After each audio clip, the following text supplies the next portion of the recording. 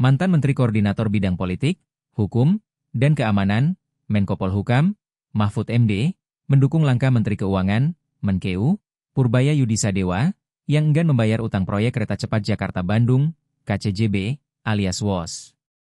Menurutnya, proyek WOS yang digarap di era Presiden ke-7 RI, Joko Widodo, Jokowi, telah memberatkan keuangan negara dan membuat pembangunan di sektor lain terhambat. Sebagai informasi, skema pembiayaan proyek WOS adalah mayoritas berasal dari utang ke China Development Bank, CDB, dengan bunga setiap tahunnya yang harus dibayarkan sebesar 2%. Adapun total investasi pembangunan WOS sebesar 7,27 miliar dolar AS atau 120,38 triliun rupiah. Di sisi lain, dia menduga pembengkakan utang WOS karena adanya markup. Pasalnya, sambung Mahfud, adanya perbedaan perhitungan antara Indonesia dan China terkait biaya operasional WOS untuk tiap kilometernya.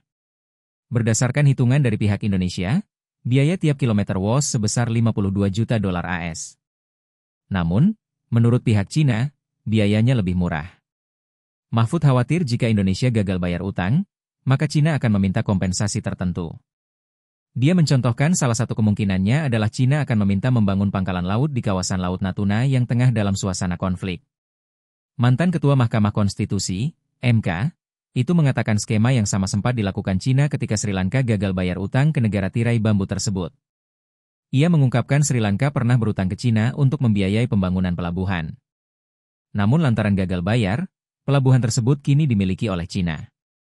Mahfud mengungkapkan jika skema yang disebutkannya itu dilakukan oleh China, maka pemerintah telah melanggar ideologi dan konstitusi. Dia pun mengusulkan dua cara untuk menghindari Indonesia dari kompensasi yang diminta China jika gagal bayar utang pembangunan WOS. Pertama, Mahfud ingin agar Purbaya tetap mencarikan cara agar bisa membayar utang ke China meski dirinya tetap mendukung langkah Menkeu untuk menolak pembayaran menggunakan APBN. Kedua, dia meminta penegak hukum menyelidiki atas dugaan markup terkait biaya operasional WOS tiap kilometernya.